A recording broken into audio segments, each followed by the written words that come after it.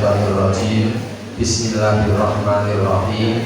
Assalamualaikum warahmatullahi wabarakatuh.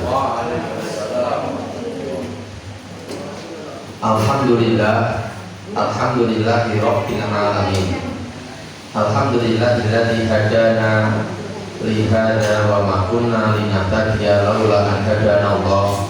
Asyhadu an la ilaha illallah wahdahu la syarikalah wa asyhadu anna Muhammadan abduhu wa rasuluh la nabiyya wa la rasula ba'da. Qala Allah Ta'ala fil Qur'anil Karim.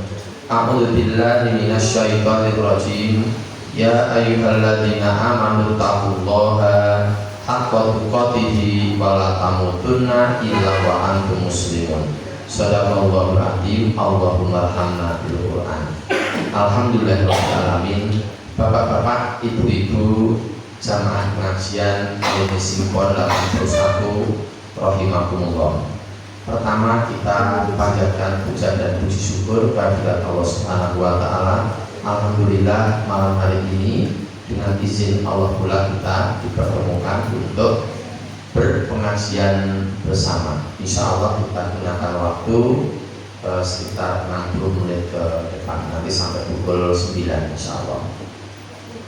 Semoga pertemuan kita pada malam hari ini, satu, bermanfaat, dua, inspiratif, tiga, mendapatkan ridho Allah, empat, insya Allah kedatangan kita ke majelis taklim malam hari ini dicatat oleh Allah sebagai bagian dari amal soleh kita hari ini yang diterima oleh Allah Subhanahu wa taala. Amin ya rabbal alamin.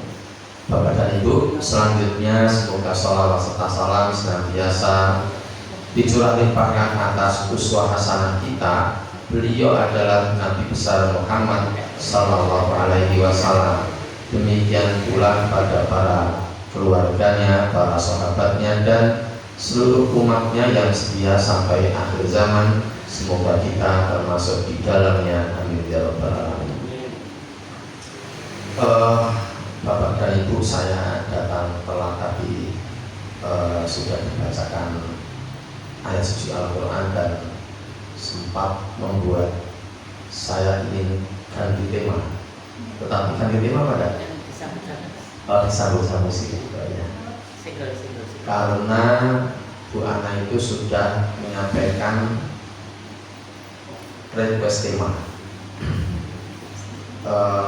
Kita akan membicarakan amal-amal yang tetap mengalir pahalanya meskipun kita sudah meninggal. Jadi Bapak dan Ibu ini akan meninggal sebelum tahun 2070 insya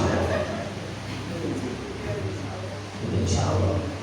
Terus kita akan membicarakan, mendiskusikan bersama ada amal yang tidak terputus meskipun kita itu sudah meninggal. Nah, nanti kita ya bisa nanti ngait-ngait yang masalah takum fi safar qalu lam nakum minal musallin wa lam nakum ilmu miskin wa kunna nakhudhu ma'al qa'idin hatta atana yaqin fama tanfa'u syafa'atus syafi'in dan seterusnya. Dan juga banyak jamaah yang menanyakan masalah-masalah sholat itu berulang kali, bagaimana kalau sholatnya bolong-bolong setahun sekali, apakah kalau meninggal boleh disolatkan gitu. Kan dia pernah syahadat, pernah sekolah sekali, kita sadar pernah sholat, apakah boleh disolatkan. Tapi itu agak jauh dengan tema kita, tapi nanti coba kita kait-kaitkan.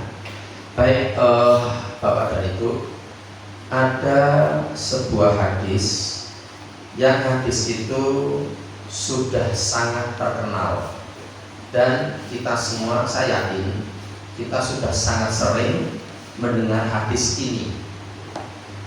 Kalau Bapak dan Ibu nanti pernah mendengar tapi belum pernah melihat hadisnya, maka nanti Bapak dan Ibu bisa melihat hadis itu dalam kitab Riyadhus Shalihin. Nanti kalau ada di antara bapak dan ibu yang kagungan kitab Riyadhus Shalihin, bisa dicari, dilihat dulu dalam daftar isi, lalu dicari bab bersedekah dan berdoa untuk orang yang sudah wafat. Lalu hadisnya hadis yang kedua, ini sudah saya beri kita view. Hadis yang kedua di buku saya ini ada di halaman 89 buku saya ini. Nanti kalau memang kira-kira bapak dan ibu perlu melihat hadis aslinya, bisa difoto, bisa nanti saya punya nomornya Bu Ana atau Ibu Ana bisa memfoto langsung dimasukkan grup, ya bisa gampang gitu kan. Nah sekarang saya bacakan hadisnya. Sangat terkenal hadisnya itu. Mungkin kita sudah sangat biasa mendengarnya. Bismillahirrahmanirrahim. An Abi Hurairah radhiyallahu anhu anna Rasulullah sallallahu alaihi wasallam qala idza matal insanu in qata'a amaluhu illa min talatin shadaqatun jariyatun wa ilmun yuntafa'u bihi wa waladun sholihun yad'u lahu, rawahu Muslim. Artinya dari Abu Hurairah radhiyallahu anhu bahwasanya Rasulullah Muhammad sallallahu alaihi wasallam bersabda, apabila seseorang meninggal dunia, maka terputuslah semua amalnya, kecuali 3 macam yang tidak terputus tapi akan mengalirkan pahala terus menerus. Hanya ada 3, yaitu 1. sedekah jariyah, 2. ilmu yang dapat diambil manfaatnya, atau 3. anak soleh yang mau mendoakannya. Tadi itu orang yang meninggal tadi itu. Jadi orang yang meninggal tadi itu lalu anak soleh, anaknya yang soleh yang mau mendoakannya. Hadis riwayat Muslim. Jadi kalau kita lihat dari sisi ilmu mustalahul hadis, insya Allah hadis ini secara akademik secara akademik ilmu mustalahul hadis, maka hadis ini tidak perlu untuk kita ragu-ragukan lagi kesahihannya, karena yang mengatakan Rasulullah, lalu yang memviralkan Abu Hurairah, lalu ditangkap oleh Muslim, dimasukkan dalam Sahih Muslim, lalu ditangkap lagi oleh Imam Nawawi, lalu Imam Nawawi memasukkan hadis ini dalam bab bersedekah dan berdoa untuk orang yang sudah meninggal dunia dalam kitabnya yang spektakuler, yaitu kitab Riyadhus Shalihin. Jadi seperti itu. Insya Allah secara akademik, ilmiah, teori Islam, teori bersekolah, kita tidak perlu meragukan hadis ini. Nah sekarang begini Bapak dan Ibu, untuk persiapan itu memang ternyata kita itu tidak tahu kapan kita akan meninggal, itu tidak tahu gitu loh. Sayangnya itu, jadi kita itu tidak tahu akan kapan meninggal, itu tidak tahu. Sehingga kita dituntut untuk selalu mempersiapkan ini, supaya besok kalau kita sudah masuk di dalam tanah, lalu ditimbun tanah, ditinggal oleh para pelayatnya, kita sendirian di situ, itu tetap ada amal yang mengalir. Saya bayangkan itu ada orang yang tidak pernah melakukan 3 ini, itu plonga-plongo tok itu loh. Konco-koncone mungkin kan di alam kubur itu ya kenalannya ya udah. Kenalannya? Iya banyak kenalannya. Kan saya berangkat dari ini ya. Coba nih kita ingat lagi kalau sholat jenazah itu pas takbir pertama membaca surat Al-Fatihah sampai selesai. Lalu takbir kedua itu membaca sholawat Nabi sampai selesai. Lalu yang takbir ketiga itu begini doanya itu. Allahu Akbar, Allahumma gfirlahu warhamhu wa'afihi wa'fu anhu wa akrim nuzulahu wa wasi' madkhalahu wa bil daran khairan min darihi wa zawjan khairan min zawjihi wa ahlan khairan min ahlihi wa nakihi minal khotoya kama yunaqqas thawbul abyadu minad danas Allahumma ghsilhu minal khotoyaya bil ma'i wath-thalji wal barad, dan masih bisa panjang lagi. Nah, dari situ, dari doa yang semacam ini, saya yakin besok akan ada keluarga baru. Di alam kubur itu ada keluarga baru.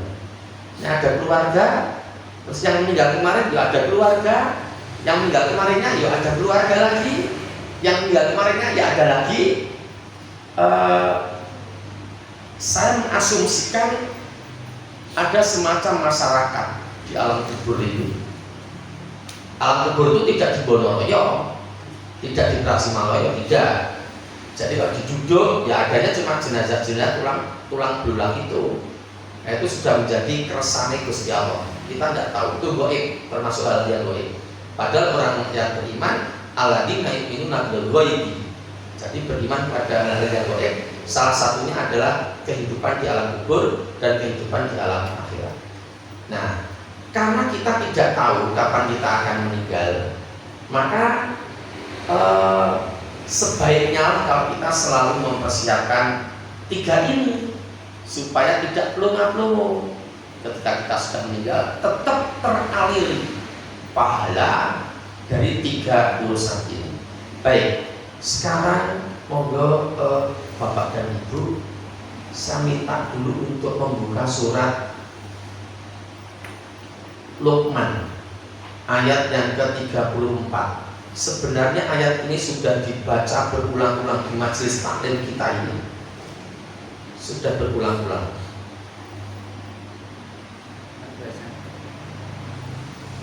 Surat ke-31 ayat 34. Yang kita mintakan tolong baca terjemahnya bukan. Mbak ini tidak ada ya? Oh, perjalanan dari Jogja. Dari Jogja baru saja. Oh, salam ya, tanya ya. Oke, saya bacakan ayatnya. A'udzubillahi minasyaitonirrajim. Innallaha indahu ilmus sa'ah wa yunazzilul ghaitsa wa ya'lamu ma fil arham wa ma tadri nafsum madza taksibu ghadan wa ma tadri nafsum bi ayyi ardin tamut. Saya ulangi. Wa ma tadri nafsum bi ayyi ardin tamut. Saya ulangi sekali lagi. Wa ma tadri nafsum bi ayyi ardin tamut. Innallaha alimun khabir. Terjemahkan. Sesungguhnya hanya di sisi Allah ilmu tentang hari kiamat, dan Dia yang menurunkan hujan dan mengetahui apa yang ada dalam rahim, dan tidak ada seorang pun yang dapat mengetahui dengan pasti apa yang akan dikerjakannya besok. Stop. Setelah ini ya, yang kita fokusi, yang tadi saya baca sampai 3 kali adalah yang ini sekarang ini. Monggo lanjut. Dan tidak ada seorang pun yang dapat mengetahui di bumi mana dia akan mati. Itu diulang. Dan tidak ada seorang pun yang dapat mengetahui di bumi mana dia akan mati. Stop. Nah, kita dengarkan sekali lagi. Kita dengarkan dalam sesama. Diulangi sekali lagi. Dan tidak ada seorang pun yang dapat mengetahui di bumi mana dia akan mati. Lanjut. Sungguh Allah Maha mengetahui, Maha mengenal. Seperti itu Bapak dan Ibu ayatnya. Dan ya meskipun orang sudah sakit itu, sakit sudah bertahun-tahun di sana, kalau dia tetap meninggal, semua orang tetap tidak tahu kapan dia akan meninggal, di hari apa, dalam kondisi seperti apa, pas dalam keadaan apa, tidak ada yang tahu. Atau yang betul-betul mendadak nih, orang ngerti kemarin masih bisa meninggal, dan dobel kabeh niku bocah pinter, solihah, ayu, buah budung, berprestasi, bijinya apik, main lulus, wah wis atas nama Nila Andi Puspita, anaknya cantik, solihah, sama guru-gurunya taklim banget, sopan, sangat sopan. Meninggalnya itu tidak ada yang mengira sama sekali. Allah sehat walafiat, tidak sakit apa-apa, ceria bocah itu, pinter, berprestasi. Meninggalnya itu pas magang, jadi ada kuliah magang, dia ikut magang, magangnya di Sangiran, ada kantor apa itu bakal. Terus meninggalnya tidak di kantor, pas dia keluar sama temennya, dan tidak kecelakaan Mas Adri, guru ketiban wit ambruk gitu, kebukan wit, meninggal, gede witnya udah terus, bukan sudah agak lama, bulan yang lalu, di sana dekat kantornya sana. Gue kena gurunya apa cengle apa kurang belakang apa-apa, intinya itu meninggal. Wah, cowok-cowok itu patah di kabeh. Nila Andi Puspita. Saya tidak mengira kalau usia 20 bocah itu meninggal, kan baru 20, kalau 21,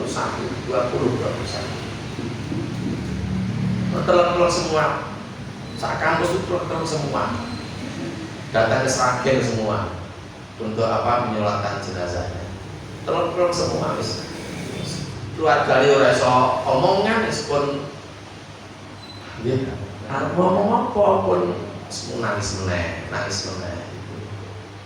Fotonya dikirim ke medsos, ikut berduka cita, belasungkawa, ada yang di, terus ada bunganya itu loh. Tambah meneh sing nonton malah wah tambah. Jadi tidak ada yang tahu, termasuk kita ini tidak ada yang tahu kapan kita akan meninggal. Tapi ini secara keumuman ya, kita ini yang sudah usia saja 56 lewat, bapak ibu ya minimal ya 58, 59 minimal, berarti akan meninggal sebelum 2070.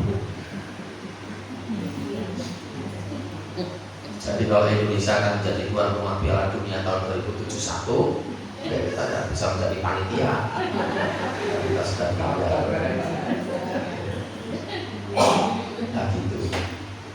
Terus kalau sudah meninggal, itu amal-amal seperti ini putus.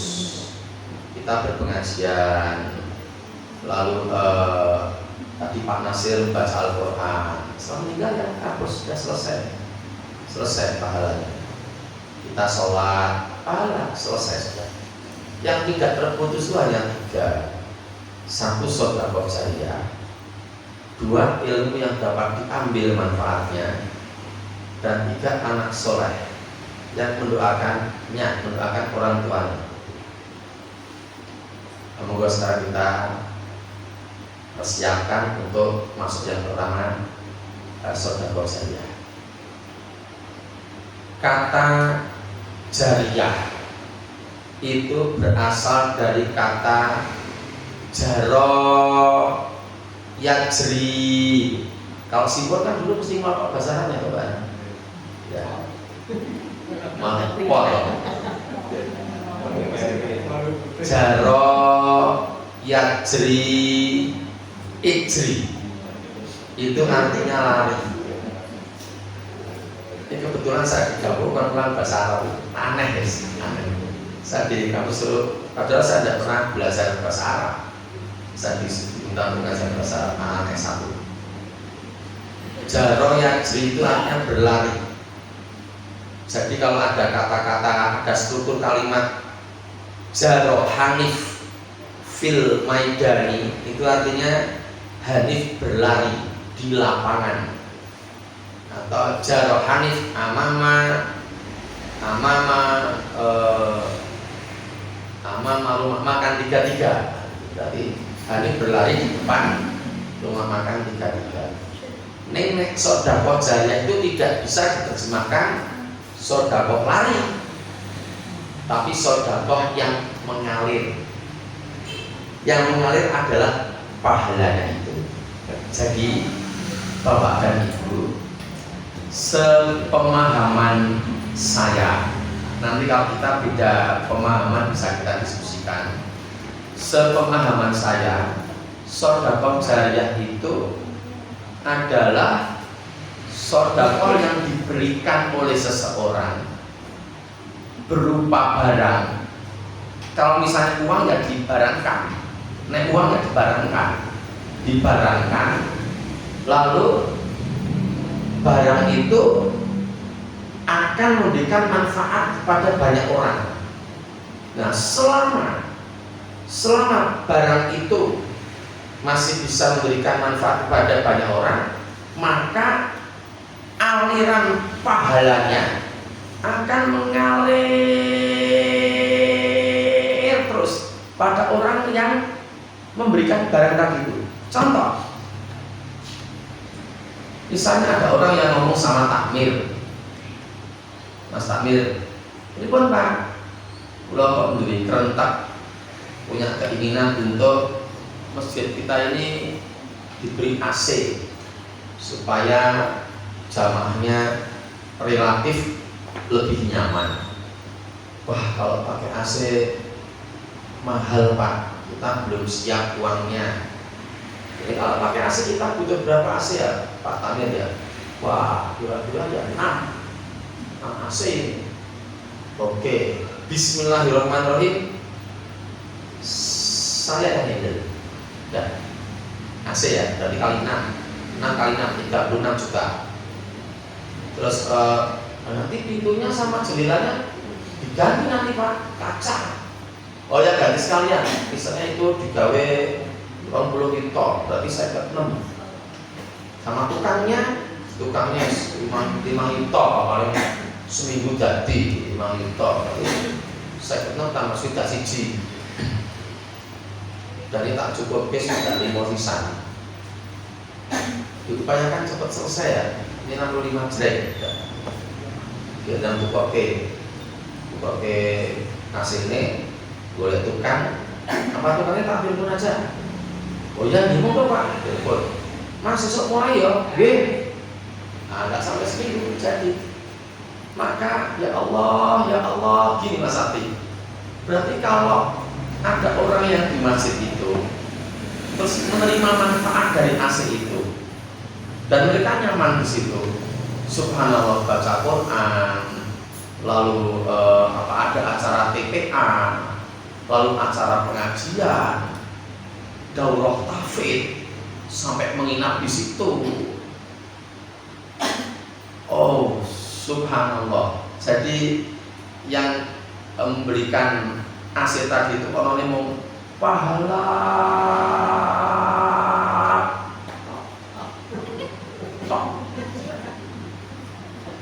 apalagi kalau yang bersaudara tadi itu berani nikah, Mas masjid dia jadi coba ditutup 24 jam dulu.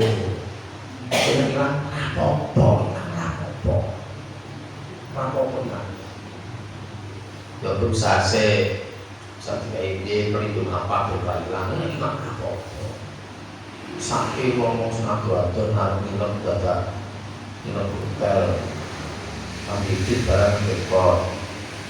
Ini iso turu, iso adus, mirip syukur siap sakune yang jero pola. Jadi kita banyak beramal 24 jam masjidnya. Nanti aslinya rapopo, nek rusak tak genting. Wah, bisa seperti itu, luar biasa sekali. Yuk mati wonge, mati aslinya rusak terus ya wah, luar biasa sekali. Saya tak ambil contoh ya, real ya, konkret ya. Taruhannya nggak di sini. Kita tidak dibangun ngomongin api kok.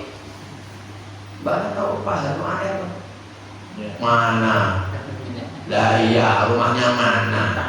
Hah? Tapi saya tahu. Bagus betul Pak Nasir. Saya kenal. Ucang sawit, belakang pom bensin, sudah meninggal. Nah sekarang Mas Andi terus Mas Andi itu anaknya terus baliho-baliho itu banyak sekali, dan balihonya itu tulisannya subhanallah, sholatlah sebelum kamu disolatkan. Semua baliho itu tidaknya Pak ayat kecuali disewa. Ya disewa kan mereka ditutup. Nanti habis sewanya habis ya munculnya itu lagi, sholatlah sebelum kamu disolatkan. Itu kan dari luar biasa sekali, dan itu diteruskan dan berikan manfaat yang banyak pada saudara saya rantai itu. Nah jadi kurang lebihnya seperti itu. Terus kalau ada orang yang agak hitungan banget gitu karena mungkin cumpen randikit mosok sudah siji terus tangeh lamun. Nah, terus yang cumpen ya mungkin mencari sisi-sisi, contohnya ini ada pengumuman Bapak dan Ibu akan dibangun sebuah masjid di tempat ini. Kita akan membebaskan 400 meter persegi untuk pembangunan masjid. Sampai sekarang masih membutuhkan dana untuk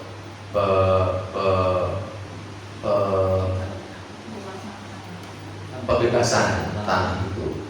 Terus orang ini tanya, Pak Tamir, harga tanahnya 1 meter persegi berapa? Wah larang itu Pak, 2 juta. 2 juta ya aku yo. Sampai itu sak prowolo nih bayar. Tidak apa-apa, masa itu kok tanah sih, tidak boleh dong. Sak prowolo ini berarti berapa? 250. Nanti bangun orang.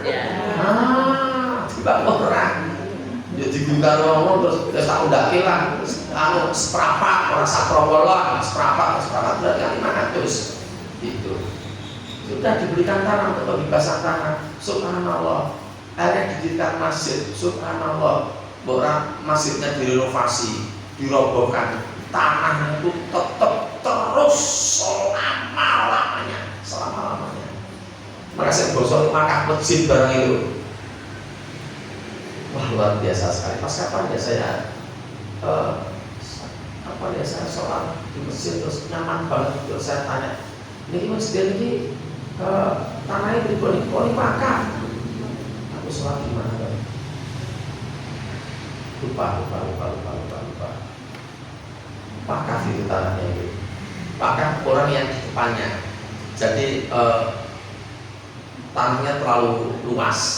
Terus timbangane orang sing nggoni turah-turah halaman luas. Wes kakek wae. Sing pesen pengen nggo masjid. Nah, dia urun tanahnya terus di masjid sama warga di situ. Urunan cari dana. Tapi wakaf itu sudah terus lama-lamanya itu subhanallah. Itu contoh sedekah syariah yang saya pahami itu seperti itu.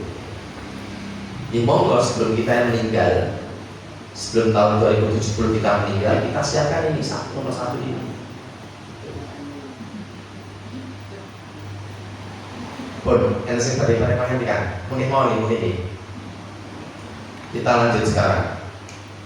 Yang kedua, ilmu yang dapat diambil manfaatnya. Next ini Sing nomor 2 niki. Bismillahirrahmanirrahim. Semua umat Islam, siapapun orangnya, selama dia taat pada Al-Quran, taat pada Allah, dia pasti punya potensi, punya kesempatan untuk mendapatkan aliran pahala ketika dia sudah meninggal dari nomor 2 ini. Pasti tidak mungkin tidak. Semua umat Islam, semua, termasuk kita semua, insya Allah. Kok bisa begitu? Kita buka ayatnya sekarang ya. Ada ayat Al-Quran yang tercantum di dalam surat An-Nahl, surat yang ke-16, ayatnya ayat 125. Dipaskan dulu ya Bu Nadia. Surat ke-16 ayat 125. Terus saya tak matur, kalau ada orang yang taat sama ayat itu pasti orangnya akan mendapatkan kesempatan nomor 2 ini. Pasti, tidak mungkin tidak. Pasti. Nah, saya bacakan dulu. Dibacakan terjemahnya oleh Bu Ana. Kalau kita hayati, setelah kita hayati, kita cermati, kita teliti ayat itu, nanti pasti kita akan menyatakan ya bahwa ayat itu akan mengantarkan kita pada kesempatan nomor 2 ini, ilmu yang dapat diambil manfaatnya. Saya bacakan ayatnya. A'udzu billahi minasyaitonir rajim. Ud'u ila sabili rabbika bil hikmati wal mau'izatil hasanati wajadilhum billati hiya ahsan. Dah cukup sampai situ aja. Monggo terjemahkan dulu. Serulah manusia kepada jalan Tuhanmu dengan hikmah dan pengajaran yang baik, dan berdebatlah dengan mereka dengan cara yang baik. Oke, cukup sampai di situ.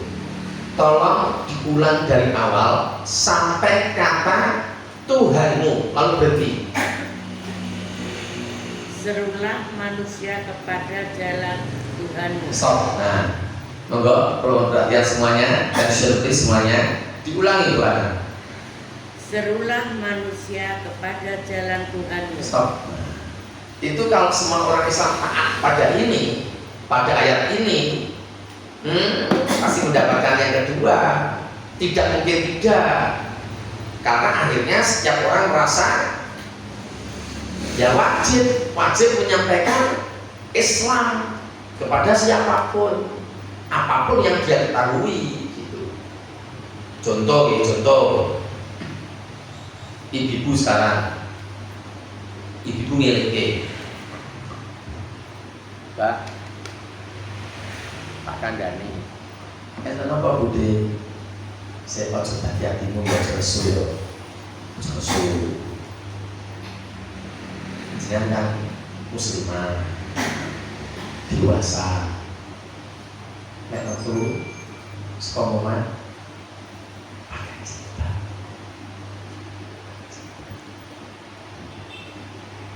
Ada ayatnya. Oh gitu ya. Iya, udah saya bisa ditunjukkan ayatnya. Saya itu sampulnya saya kisah. Coba kita buka ayatnya ya. Surat Al-Ahzab, surat ke-33, ayatnya ayat 59. Orang yang tadi memberitahu pada orang tadi itu yang tidak bersifat tadi itu dengan ayat ini. A'udzubillahi minasyaitonir rajim. Ya ayyuhan nabiyyu qul li azwajika wa banatika wa nisa'il mu'minin yudnina 'alaihinna min jalabibihinna Dzalika adna ayyurafna fala yu'zain wa kana Allahu ghafurur rahima. Terjemahkan. Wahai Nabi, katakanlah kepada istri-istrimu, anak-anak perempuanmu, dan istri-istri orang mukmin, hendaklah mereka menutupkan jilbabnya ke seluruh tubuh mereka. Yang demikian itu agar mereka lebih mudah untuk dikenali, sehingga mereka tidak diganggu. Dan Allah Maha Pengampun, Maha Penyayang. Nah, di situ ada kalimat hendaklah mereka mengulurkan jilbabnya. Nah, menurut Pak, oh ngeten deh, tapi gue yang ragu duduk menaiki. Oh berarti seprono itu kalau salah deh, yo salah. Ini jangan yo aku duduk nek pas pengajian, nah gue, aku bener pas pengajian. Nek jago mati aku, gue, nek mana aku tuh, gue, yang belakang coba. Dileke, tapi sing ngileke wong niku itu sudah masuk sini, sudah masuk ini ilmu yang dapat diambil manfaatnya. Oh ngeten nggih, berarti wah nek kula berarti berikut itu ngomong tenan ya bento ngomong putaran-putaran jenengan dikandani dulur-dulur jenengan sing ado-ado bae ning klaten kandani ning sakit kandani karena ada ayatnya Mbak. Ah, jadi sing ngandani pertama, sing dikandani itu ngandani wong liya. Wah, pahalane niki. Wah, pahalane niki mumpun mati. Niku milik terus. Jadi Rasulullah loh, ilmu yang dapat diambil manfaatnya. Milik terus itu selama-lamanya. Selama ilmu yang dia sampaikan itu masih berikan manfaat pada orang lain, masih mengalir terus. Gitu loh. Berarti kan gampang sebenarnya yang dua ini gampang. Lu yang angel sing pertama angel, sing pertama kudu sugih kok. Lah sing pertama kudu sugih nek cumpen betul iso no. Betul iso to nek cumpen ra didik, dia harus bisa dapat jariah. Angel, bahasa Inggrisnya angel, angel. Dapat jariah itu harus berupa barang. Setahu saya barang. Karena habis sudah. Nah, pemberian manfaatnya ngecor misalnya ya. Yo amal jariah. Itu kan bisa tidak jariah. Emang jadi tukang gitu. Gimana? Jadi tukang. Jadi tukang. Jadi tukang gawe masjid itu ya. Tapi enggak ya. Oh, enggak bisa jadi ya. Di desanya mbah saya gitu. Oh, bisa jadi ya itu ya. Saya kira dibayar terus sudah maklum kan. Sudah terima bayarannya sudah. Nah gitu. Nah misalnya berarti bisa. Nah beberapa bisa. Sedekah saya dengan tenaga. Jadi tenaganya terpakai terus selama objeknya belum dirobohkan. Terus bisa insya Allah seperti itu. Nah jadi tidak punya uang pun juga bisa. Ini relatif sing duitnya rada oke, enak. Nyok. Itu sedekah saya itu. Nih ilmu ini itu siapapun bisa, kapanpun, dimanapun bisa ya ilmu ini. Banyak contohnya. Selain niku, selain masalah kalau wudu niku, itu kalau ada yang wudu gini nih, dileke wudu keran, milih.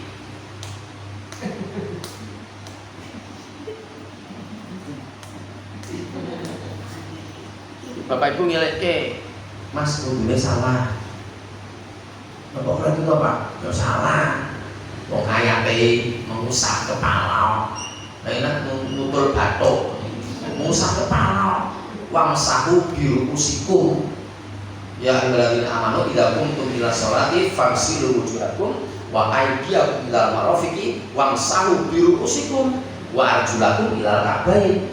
Itu surat Al-Maidah ayat 6. Nah, jadi wamsahu biruusikum ini kabeh diusap kepalanya. Ini berarti oh ngeten nih Pak. Lah kali ini. Nah, saya sikile Sekali salah meneh, bahasa iki lho ngene. Salah. Sing bener kosoki, cekelan gak jeblok. Nah. Ben rata. Wudu harus begitu. Ya, Ganjel perut. ganjel perut. Piye carane wis pokoke carane ben ibu-ibu juga salah kalau among tamu lalu wudunya mau ngambang. Kan mau among tamu mantenane jam 7 bengi. Terus sudah dirias pukul 5 sore. Menjelang maghrib selesai riasnya.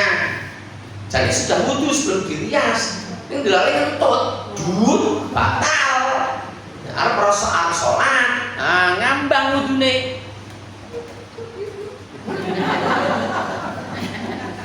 Aneman-aneman wedake rontok.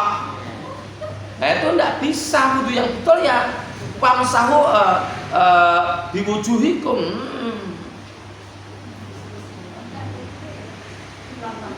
Ya rontok nek ngoten niki tetep rontok. Pun. Jadi napa niku blas one ya rontok. Terus ICD-nya ya rontok. Listrik ya rontok. Baline 200.000.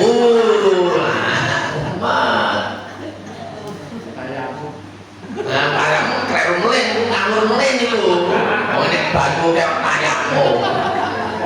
Darurat kok. Mana kok darurat rene perang rene angel. Kon wong sing golek-golek ngoten niku.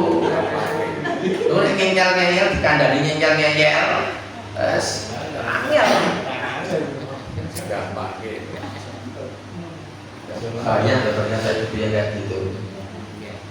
Betul-betul kalau dia didapuk tadi among tamu sudah pakai seragam dan dirias, mulai mengisi sana hotel sisa. Ya hotel jadi pun menteri apa manggil pun kurang sipit. Neng mus umurnya wis sudah 5 atau tuntutan terus ya terus ditahan. Ya Allah, apa lagi? Kowe peneng to? Kowe ngomong kurang tambah peneng konsentrasi. Oke,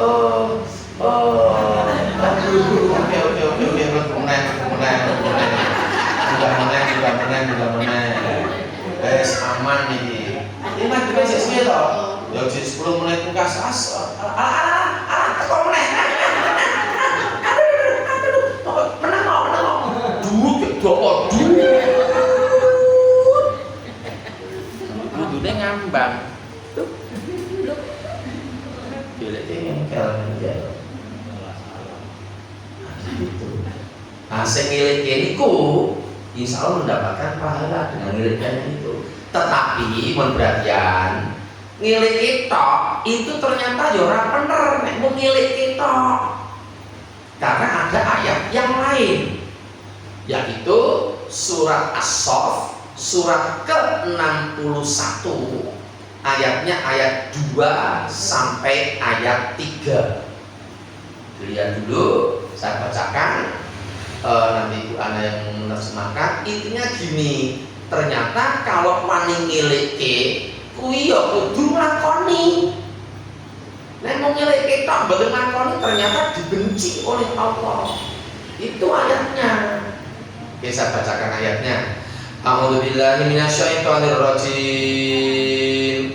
Ya ayyuhalladzina amanu lima taquluna ma la taf'alun kabura maqtan indallahi an taqulu ma la taf'alun. Terjemahkan. Wahai orang-orang yang beriman, mengapa kamu mengatakan sesuatu yang tidak kamu kerjakan? Itu sangatlah dibenci di sisi Allah jika kamu mengatakan apa-apa yang tidak kamu kerjakan. Yang nomor 3 tolong diulangi. Itu sangatlah dibenci di sisi Allah jika kamu mengatakan apa-apa yang tidak kamu kerjakan. Lah, itu ini sing kaboten ketika mendengar ayat ini. Walah, kok yo arep ngelokke dadi ramani aku. Gitu. Wah, di Pak Arisa takutnya tidak bisa masyarakat itu gimana ya? Berarti yang betul gimana? Yang betul ya wani ngelokke yang lakoni yang betul seperti itu. Insya Allah akan mendapatkan kesempatan yang nomor 2 ini. Tenang loh Bapak Ibu, jenengan nek nganu, nek wani ngelokke wong, yo jenengan lakoni, wah dimuliakan oleh Allah. Tenang. Ya lakoni, misalnya sholat tadi itu, kok sholatnya kok sing apik, ora bolong-bolong ngono kuwi. Nah, sing milih kudu nglakoni biar ora bolong-bolong. Terus ngeten lho Bapak Ibu. Jane menurut teori niku nek sing salate bolong-bolong iku jenenge munafik. Tidak kamu ini. Jadi ngeten Bapak Ibu sing ngomong sing ngomong kamar iki. Nek wong Islam niku kudu salat. Salate mboten bolong-bolong. Ning tertib 5 waktu semalam. Subuh, zuhur, asar, maghrib, isya setiap hari tidak boleh bolong. Itu yang dinamakan orang Islam. Nah sekarang ini kalau ada orang yang tidak pernah sholat sama sekali tidak pernah melakukan sholat, orang yang semacam itu menurut Allah Subhanahu wa Ta'ala dalam Al-Qur'annya itu dikatakan sebagai orang yang kafir, tidak sholat sama sekali tidak sholat, itu disebut oleh Allah orang kafir. Ayatnya surat Al-Baqarah ayat 6 sampai ayat 7. Kalau orang yang Islam itu mulai ayat 1 sampai ayat 5. Nah, lalu yang ketiga itu adalah orang yang bolong-bolong sholatnya. Misalnya Idul Adha dan Idul Fitri toh, atau Jumatan toh.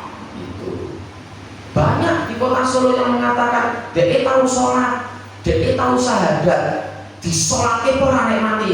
Kalau sholatnya bolong-bolong, raito sholatnya. Ben viral ya ben.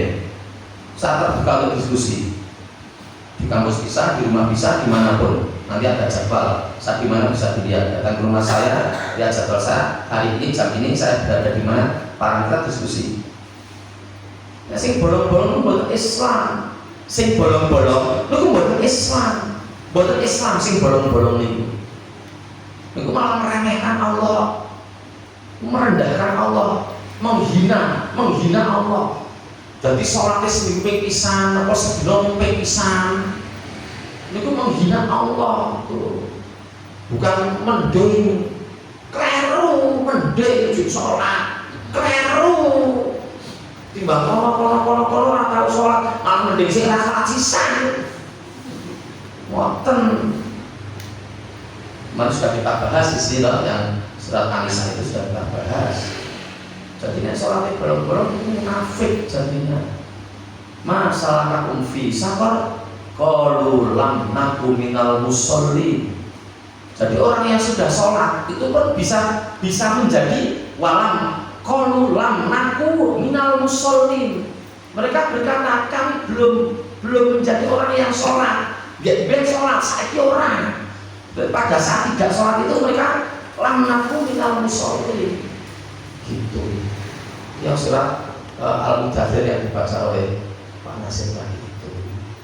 Nah, jadi kalau kita berani miliki orang dan kita melaksanakan itu, yuk kita mati sudah mati sudah, dikubur sudah, itu ngalir pahalanya.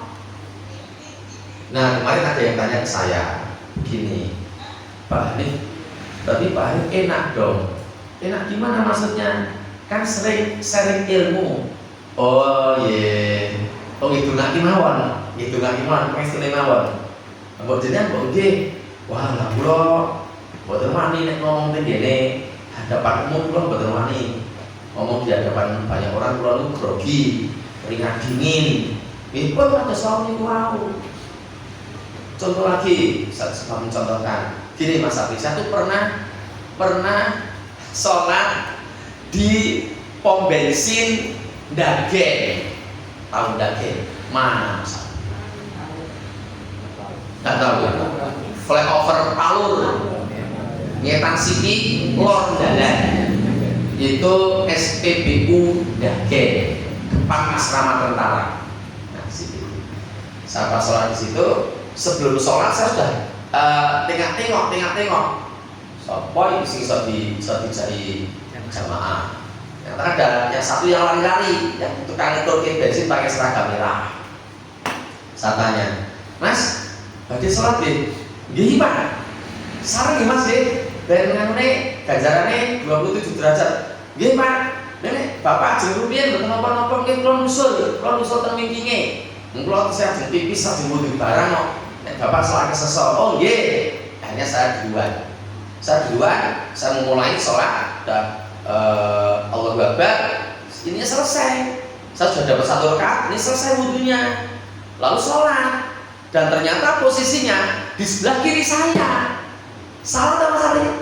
Salah. Saya mau pindah kiri ini, dia nggak mau. Malah bingung ngejai padu, malah di pindah ragil. Berarti dia nggak paham. Nah, sampai akhirnya saya diam saja. Begitu salam, saya selesai, dia nambah 1 rakaat lagi. Tak tunggu sampai dia selesai. Begitu selesai, Mas, lo tak matur. Enten apa Pak? Jenengan niku kudune nek jenengan ku melu wong ajeng salat berjamaah, yo imame gek siji dhewean. Niku jenengan posisine mboten ten kiwa, ten tengen. Oh ngoten to Pak. Mulane jenengan kanggo nggih kok itu panjenengan karep takon pindah. Jenengan apa mboten mudeng kok. Kok kita jenengan nang jak padu karo kula. Nah, terus ngeten Mas. Nek jenengan nggih wonten sebelah kanan kula. Nek enten wong teko melih kudune dhek mudeng. Dadi akan nyeblak jenengan, mengkode jenengan. Jenengan nek dikode ya kudu paham. Kudu mundur ke belakang. Repot nek jenengan ya ora mudeng. Nek mudeng dereng ngoten niku. Dereng iki Pak. Wah mau delok ra kedadosan. Nek kedadean dadi lucu. Jenengan diceblek malah ngopo wae lah. Bakal salate. Lah akhirnya dia ngoten nggih ngoten niku. Jenengan mundur, yo kasih teko keri iki mau mundur ten burine kula persis. Sejajar dengan imam. Nah, sampai akhir nanti kurangnya berapa rakaat dilengkapi. Oh ngoten ya nggih ngoten pun kok tak bali. Jenengan sinten apa? Ora penting. Ora penting kok. Hasil tentu di ora penting. Ora penting kok. Nun pamit assalamualaikum. Mungkin dia teringat sebenarnya itu dengan cara saya nilai-nilai itu. Dia tidak marah ya gue akhirnya. Oh berarti kalau keliru, jangan keliru. Nah itu berarti saya sudah transfer ilmu sama dia. Gampang dong Pak kalau begitu. Gampang. Jadi nilai itu gampang. Insya Allah nomor 2 itu dapat kesempatan. Moga bapak-bapak yang sudah usianya banyak, yang meninggalnya 35 tahun. Dari 2009 meninggal atau 10 tahun lagi 2034 meninggal dan disiapkan dari sekarang. Oke, nomor 3 tidak selang 9. Yang nomor 3 itu anak soleh yang mau mendoakan orang tua maksudnya. Nah kemarin dan kemarin sudah beberapa lama itu ada jamaah mantung lagi putri takon kali kula ya tentang ini jalmi ini dipusing jawab nih ya ada pertanyaannya Pak ini saya mau tanya itu pun Mbak misalnya buatan nombang nih buatan petang duluan kira-kira saya mau tanya gimana Mbak kalau ada orang tua dalam hidupnya tidak pernah sholat terus dia meninggal dan tidak pernah beribadah kepada Allah. Terus dia meninggal, orang ini meninggal. Terus sudah dikubur selesai. Anak-anaknya setelah itu baru belajar Islam. Anak-anaknya jadi tahu hadis ini. Wah, doa anak soleh untuk orang tuanya. Pertanyaan saya Pak nih, bolehkah anak-anaknya itu mendoakan orang yang meninggal tadi itu? Boleh.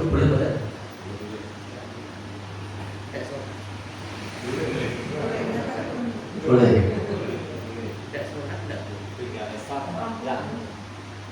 Lah kok Islam boten ngobrol, kula apa saya mau nih pripun Pak Bi? Pertanyaane ngeten. Pak niki enten wong sing ora tau salat. Blas boten tau salat. KPP Islam boten tau salat. Boten tau ibadah pun ngarsanipun Allah. Ngantos sedo. Boten ngerti niku pun dikubur yo anake baru sinau Islam pengajian rono rene. Yo dadi ngerti hadis niki. Doa anak soleh yang mendoakan orang tuanya di kok, yuk anaknya berdoa itu boten. Yuk Allah menjawabnya boten itu. Yuk nangis Pak. Yuk Allah takon. Jadi itu terjadi pada orang lain atau pada ini Pak Kulo yang baik. Yuk terus dia ingin mencari pembenaran. Gini Mas Abi, Pak ini dulu bapak saya itu tinggalnya di tempat yang jauh dari keramaian, di Wonogiri sing fresh, di Sokruntuk lah. Jadi belum ada pengajian saat itu, belum ada informasi Islam yang datang pada beliau sampai beliau meninggal dan tidak pernah sholat. Apakah betul-betul tidak tahu seperti itu, saya boleh mendoakannya? Tetap tidak boleh Mbak, tapi semuanya diserahkan pada Allah. Kalau dia betul-betul tidak tahu, belum ada informasi Islam datang kepada dia, tidak ada pengajian, tidak ada YouTube tentang pengajian, tidak ada apa pencerahan apa, tidak ada penyuluhan apa, ya semua sudah diserahkan pada Allah. Yang dengan tetap rembet dengan nangis mengajar orang tua. Lalu tanya, apa ada dalilnya? Ada dalilnya. Loh, ada dalilnya tuh? Ada dalilnya. Nah sekarang kita buka dalilnya, tidak salah sombong. Dalilnya adalah surat At-Taubah, surat ke-9, ayatnya 113. Untuk yang hafal Quran, moga kita cermati bersama-sama, kita hayati bersama-sama ayatnya itu. Jadi ayatnya itu menjelaskan kepada kita bahwa suatu ketika ada orang yang mau meninggal. Yang mau meninggal itu adalah Abu Thalib. Abu Thalib itu sebenarnya paman Nabi, tetapi Abu Thalib lah orang yang paling lama mengasuh Nabi. Jadi Nabi itu lahir, itu ayahnya sudah wafat. Lalu Nabi diasuh oleh ibunya. Ternyata qadarullah hanya sampai usia 6 tahun, ibunya wafat. Dilanjut oleh kakeknya, ternyata hanya berkesempatan merawat 2 tahun, kakeknya wafat. Setelah itu berarti usia Nabi 8 tahun. Yang mengasuh Nabi adalah Abu Thalib. Lalu ketika Abu Thalib meninggal, usia Nabi adalah 50 tahun. Berarti Abu Thalib itu gampang ngomong mengasuh Nabi, membackup Nabi, melindungi Nabi, merawat Nabi, itu kurang lebihnya 42 tahun. Sampai Nabi menikah dengan Siti Khadijah, sampai Nabi diangkat menjadi Nabi di usia 40 tahun. Nabi pernah diajak ke Syam untuk berdagang sama Abu Thalib di waktu kecil, dan semuanya itu jasa-jasa Abu Thalib kepada Nabi. Tetapi ketika Abu Thalib akan wafat, Nabi ngendika, wahai Abu Thalib, pamanku, ucapkanlah la ilaha illallah, aku akan memperjuangkan di hadapan Allah. Nah ternyata di situ, di tempat yang sama, itu ada 2 paman Nabi. Satunya Abu Jahal, satunya Abdullah bin Abi Umayyah. Itu sing ngojo-ojoki Abu Thalib ini. Ngojo-ojokinya adalah, wahai Abu Thalib, apakah engkau akan meninggalkan agama leluhur kita? Akhirnya sampai meninggal Abu Thalib belum mengucapkan la ilaha illallah. Nabi menangis, lalu memintakan ampunan kepada Allah untuk Abu Thalib. Dan ternyata turun ayat ini yang menyatakan bahwa Nabi dan orang-orang yang beriman tidak boleh memintakan ampun kepada orang-orang musyrik. meskipun orang muslim itu kerabatnya. Mbaknya sudah ngintip saya, tapi sudah mau selesai. Kita keluar, kita sudah Pak, jangan hampir jam 9. 5 menit lagi Mbak, selesai. Ayatnya saya baca sekarang. A'udzu billahi minasyaitonir rajim. Ma kana lin nabiyyi walladzina amanu ayyastaghfiru lil musyrikina walau kanu uli qurba min ba'di ma tabayyana lahum annahum ashabul jahim. Monggo Bana. Tidak pantas bagi Nabi dan orang-orang yang beriman memohonkan ampunan kepada Allah bagi orang-orang musyrik. Stop. Nah, diulangi dari depan. Tidak pantas bagi Nabi dan orang-orang yang beriman memohonkan ampunan kepada Allah bagi orang-orang yang musyrik. Lanjut. Sekalipun orang-orang itu kaum kerabatnya. Lanjut. Setelah jelas bagi mereka bahwa orang yang musyrik itu penghuni neraka jahanam. Nah, pun ngoten niku. Tapi mboten angsal. Nabi mohon mboten angsal. Nabi lho mboten angsal sing didongake bapake, pamannya. Itu mboten angsal. Sing nglarang sinten? Allah langsung. Dan diabadikan dalam Al-Qur'an. Semua orang tahu, semua orang Islam sedunia tahu semua ayat itu. Jadi pernah terjadi satu peristiwa besar di mana Nabi tidak boleh memohonkan ampunan untuk Abu Talib, pamannya Abu Talib. Berarti simpulannya, anak yang soleh mendoakan orang tua yang tidak soleh tidak bisa. Mbak Ibu itu tambah nangis melek. Nah, kalau orang tuanya itu mabuk, belum boleh gue, yuk mati, yuk terus anak-anak soleh, boten iso do mati. Dalilnya ini wow. Begitu pula sebaliknya, kalau orang tuanya soleh, anaknya sing boleh gue, anaknya mati, orang tuanya tidak bisa mendoakan. Jadi sesama orang soleh baru bisa mendoakan. Sesama orang soleh, anak yang soleh yang mendoakan orang tuanya yang soleh. Berarti yang nomor 3 ini kita harus soleh. Nah kita soleh, kita berusaha mensolihkan anak-anak kita supaya besok sebelum tahun 2020 kita meninggal, anak-anak kita mendoakan kita. Itu akan mengalir terus di alam kubur. Alhamdulillah ya Allah.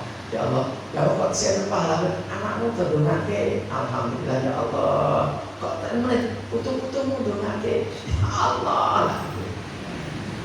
Yang sing kalau gue lagi stop. Masih berzina, senengi wong wedok liya, janjian kencan, ngisor diteringin.